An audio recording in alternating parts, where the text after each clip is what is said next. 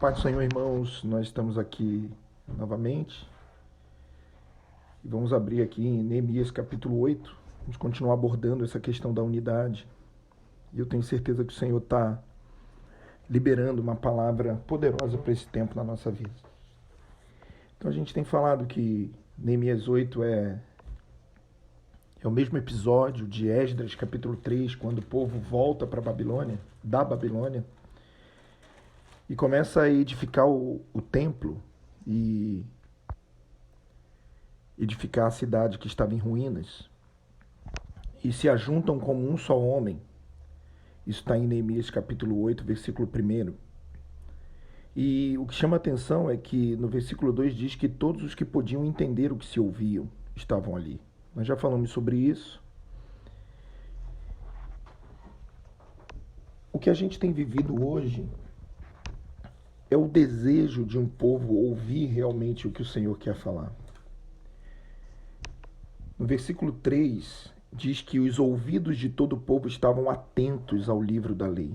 Eu queria meditar um pouco com vocês sobre isso. O quanto nós realmente estamos dispostos a querer ouvir o que o Senhor tem para falar para nós. Não há reedificação, não há restauração, se não houver um desejo claro do nosso coração em ouvir o que o Senhor tem para falar conosco. O interesse, o desejo, ouvidos atentos. No livro da lei, eles chegam a dizer que os homens inclinavam os ouvidos numa atitude clara de desejar ouvir a voz de Deus.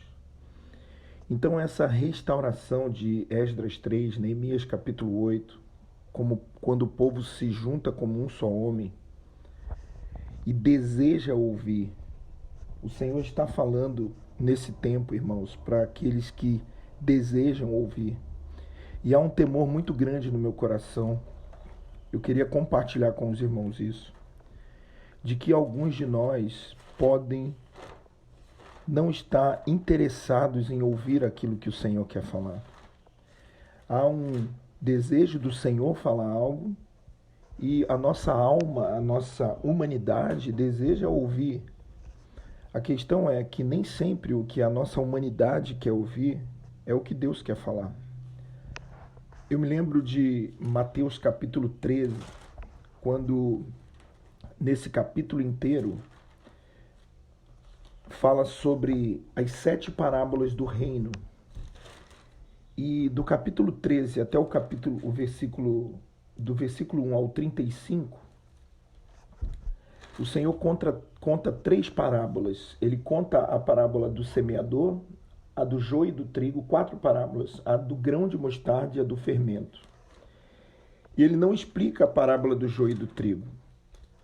O versículo 34 diz: tudo isso disse Jesus por parábolas à multidão, e nada lhes falava por parábolas. Agora preste atenção no 35. Para que se cumprisse o que fora dito pelo profeta: abrirei em parábolas a minha boca, anunciarei coisas ocultas desde a criação do mundo. Por que o Senhor falava em parábolas com a multidão?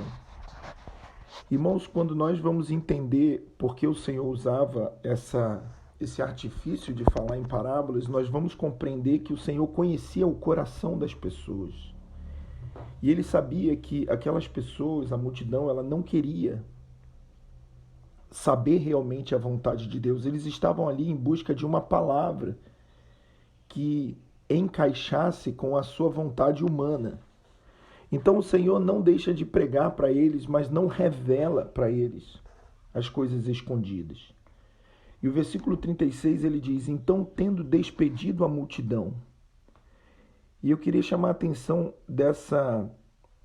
nessa expressão: Jesus despediu a multidão. E nessa hora um temor invade o meu coração, porque quando o Senhor vê que alguns não querem ouvir a sua voz, o Senhor despede essas pessoas e vai para casa, para um ambiente de intimidade com os seus discípulos. E a Bíblia fala que chegaram ao pé dele, os seus discípulos, dizendo: explica-nos a parábola do joio e do campo. Ou seja, há um desejo no coração dos discípulos de conhecer.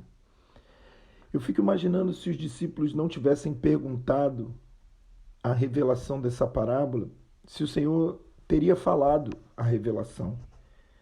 É preciso que haja um desejo intenso nosso em ouvir o que o Senhor tem para falar conosco. E o Senhor começa a explicar a parábola do joio e do trigo. E ele fala exatamente dessa separação entre os filhos do reino e os filhos do maligno. E depois da explicação dessa parábola, ele fala sobre 3 coisas escondidas: o tesouro escondido, uma pérola de grande valor e uma rede lançada ao mar, ao qual apanha toda espécie de peixes.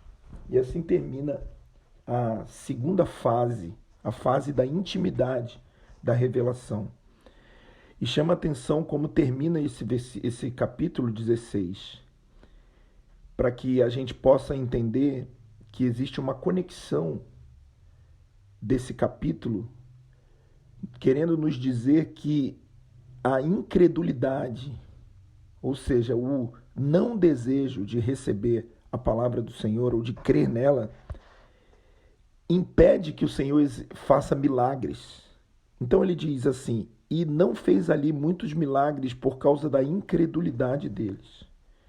O Senhor quer fazer grandes coisas no nosso meio. O Senhor está restaurando a unidade da igreja do Senhor nessa terra. E é necessário que alguns comecem como pioneiros. Alguns comecem como Esdras, como Neemias, como Zorobabel, para que depois o povo possa usufruir de toda a adoração que vai acontecer nesse templo, nessa casa, que Ageu chama de última casa. E essa casa somos nós, a igreja do Senhor.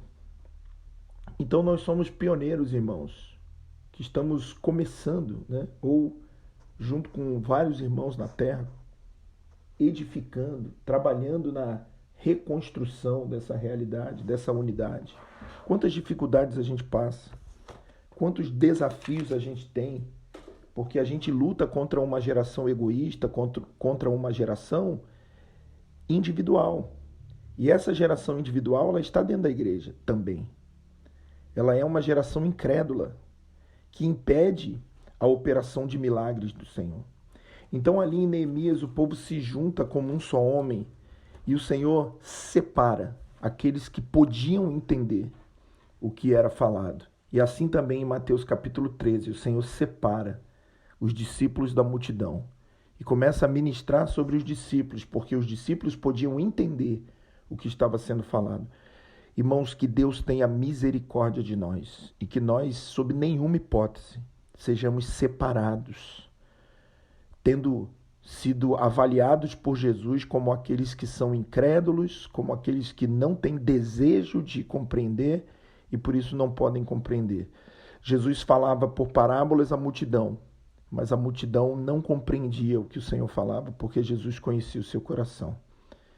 O Senhor vai falar conosco, o Senhor vai falar com a igreja. Mas a pergunta que eu quero deixar é: será que o Senhor realmente fala com aqueles que não têm interesse em ouvir a voz do Senhor? Que a gente possa meditar nisso. Amém.